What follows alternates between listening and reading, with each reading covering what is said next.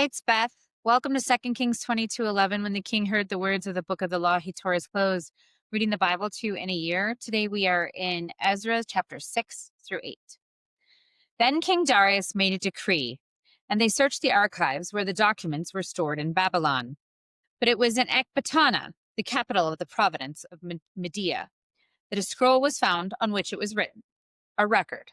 In the first year of his reign, King Cyrus issued a decree concerning the house of God at Jerusalem. Let the house be rebuilt, the place where sacrifices are offered and burnt offerings are brought. Its height shall be 60 cubits, and its width 60 cubits, with 3 courses of hewn stones and 1 course of timber. Let the costs be paid from the royal treasury. Moreover, let the gold and silver vessels of the house of God, which Nebuchadnezzar took out of the temple in Jerusalem and brought to Babylon, be restored and brought back to the temple in Jerusalem, each to its place. You shall put them in the house of God. Now you, Tattenai, governor of the province beyond the river, Shethar-bozenai, and you, their associates, the envoys in the province beyond the river, keep away. Let the work on this house of God alone. Let the governor of the Jews and the elders of the Jews rebuild this house of God on this site. Moreover, I make a decree regarding what you shall do for these elders of the Jews for the rebuilding of this house of God. The cost is to be paid to these people in full and without delay from the royal revenue, the tribute of the province beyond the river. Whatever is needed, young bulls, rams, or sheep for burnt offerings to the God of heaven, wheat, salt, wine, or oil, as the priests in Jerusalem require. Let that be given to them day by day, without fail, so that they may offer pleasing sacrifices to the God of heaven and pray for the life of the king and his children. Furthermore, I decree that if anyone alters this edict, a beam shall be pulled out of the house of the perpetrator, who shall then be impaled on it. The house shall be made a dunghill. May the God who has established his name there overthrow any king or people that shall put forth a hand to alter this, or to destroy this house of God in Jerusalem. I, Darius, make a decree. Let it be done with all diligence. Then, according to the word sent by King Darius, Tattenai, the governor of the province beyond the river, Shethar-bozenai, and their associates, did with all diligence what King Darius had ordered. So the elders of the Jews built and prospered through the prophesying of the prophet Haggai and Zechariah son of Iddo. They finished their building by command of God, the God of Israel, and by decree of Cyrus, Darius, and King Artaxerxes of Persia. And this house was finished on the 3rd day of the month of Adar, in the 6th year of the reign of King Darius. The people of Israel, the priests and the Levites, and the rest of the returned exiles celebrated the dedication of this house of God with joy.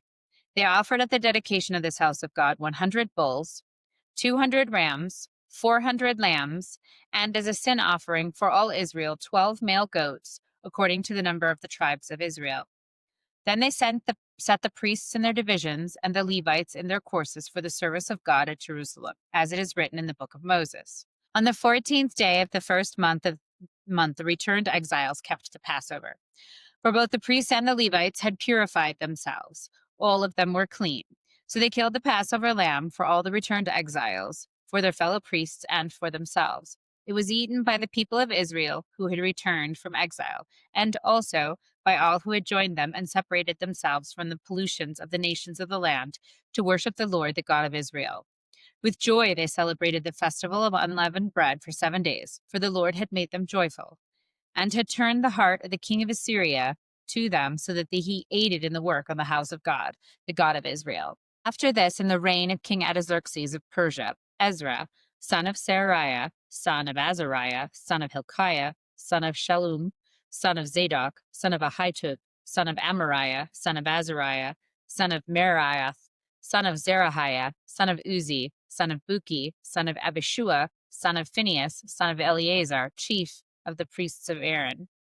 This Ezra went up from Babylonia. He was a scribe skilled in the law of Moses that the Lord God of Israel had given, and the king granted him all that he asked for the hand of the Lord his God was upon him. Some of the people of Israel and some of the priests and Levites, the singers and the gatekeepers, and the temple servants also went up to Jerusalem in the 7th year of King Artaxerxes. They came to Jerusalem in the 5th month, which was in the 7th year of the king. On the first day of the first month, the journey up from Babylon was begun, and on the first day of the 5th month, he came to Jerusalem, for the gracious hand of his God was upon him. For Ezra had set his heart to study the law of God and to do it, and to teach the statutes and ordinances in Israel.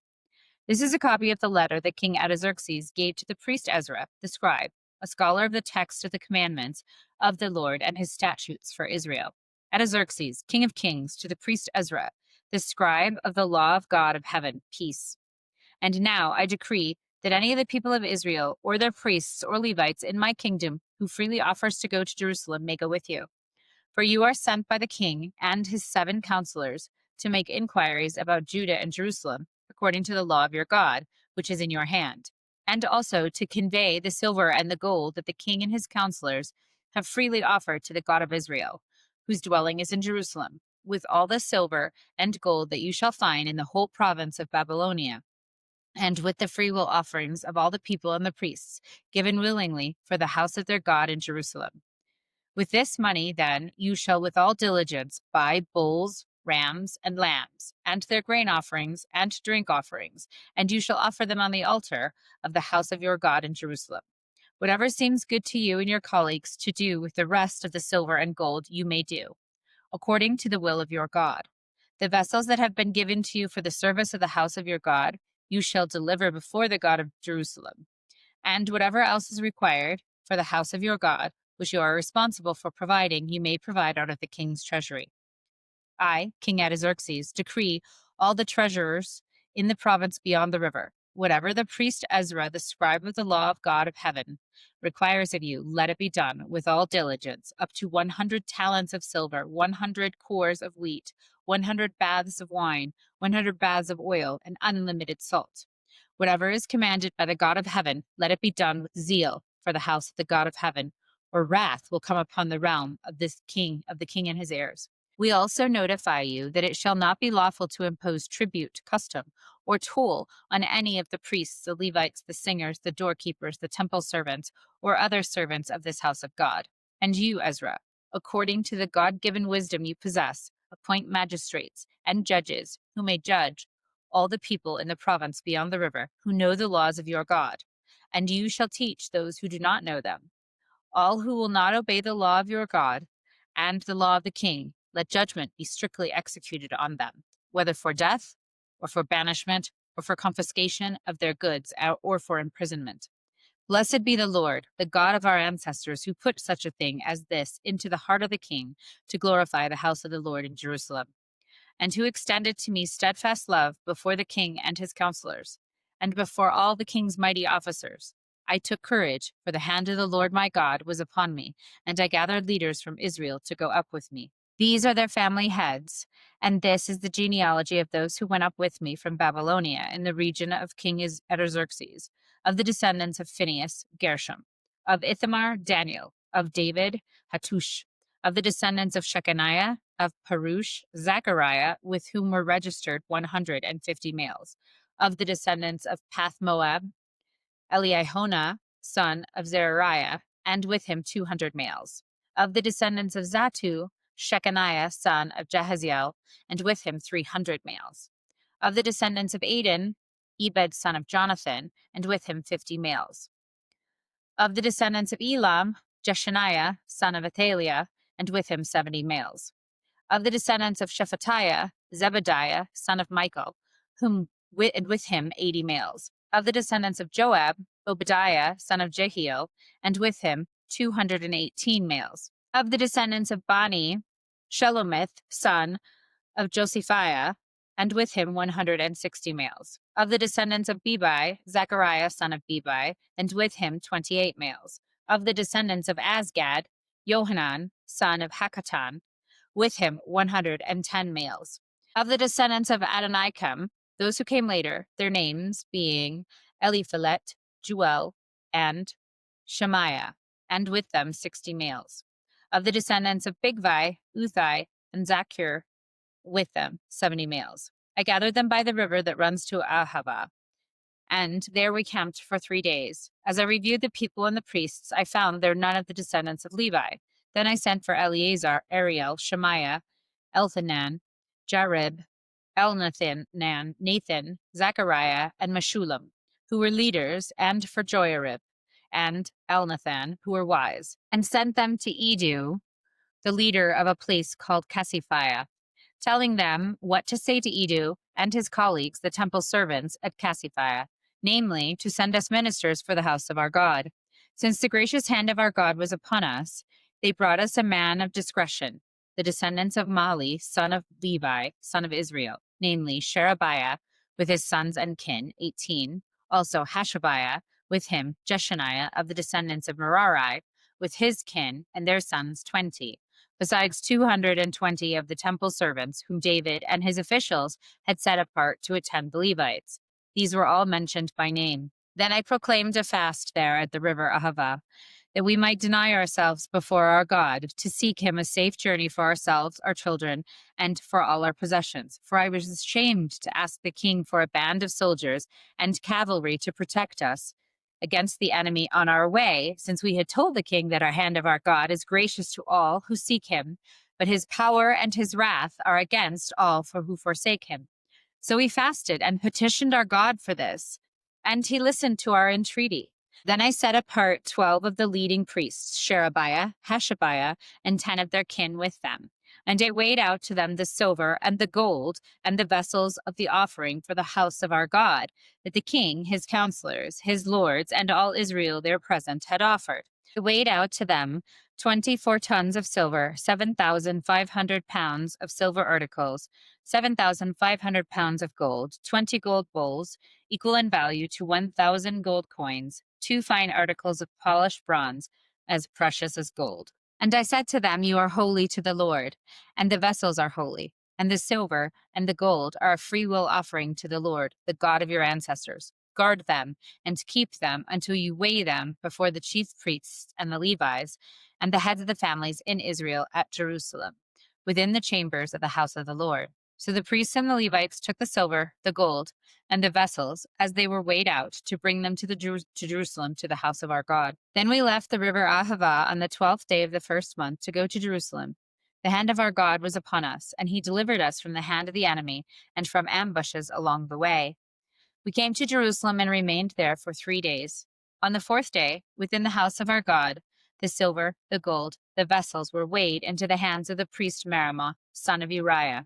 And with him was Eleazar, son of Phinehas, and with them were the Levites, Jozabad, son of Jeshua, and Noadiah, son of Binui. The total was counted and weighed, and the weight of everything was recorded.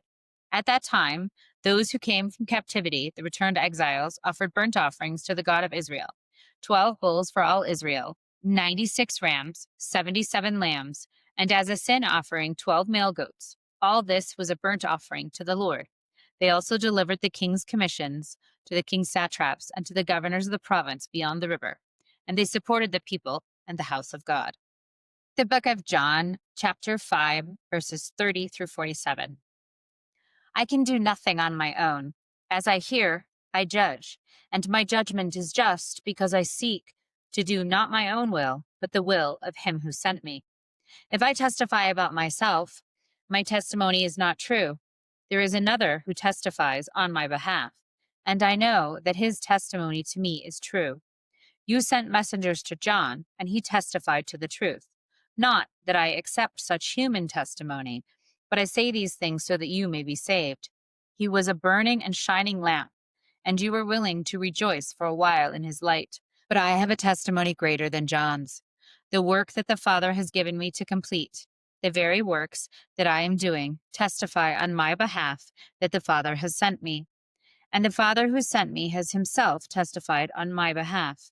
You have never heard his voice or seen his form, and you do not have his word abiding in you, because you do not believe him who he sent. You search the scriptures because you think that in them you have eternal life, and it is they that testify on my behalf. Yet you refuse to come to me to have life. I do not accept glory from human beings, but I know that you do not have the love of God in you. I have come in my Father's name, and you do not accept me. If another comes in his own name, you will accept him. How can you believe when you accept glory from one another, and do not seek the glory that comes from the one who alone is God? Do not think that I will accuse you before the Father. Your accuser is Moses, on whom you have set your hope. If you believed Moses, you would believe me, for he wrote about me. But if you do not believe what he wrote, how will you believe what I say?" Thus ends the reading for today. Never walk alone.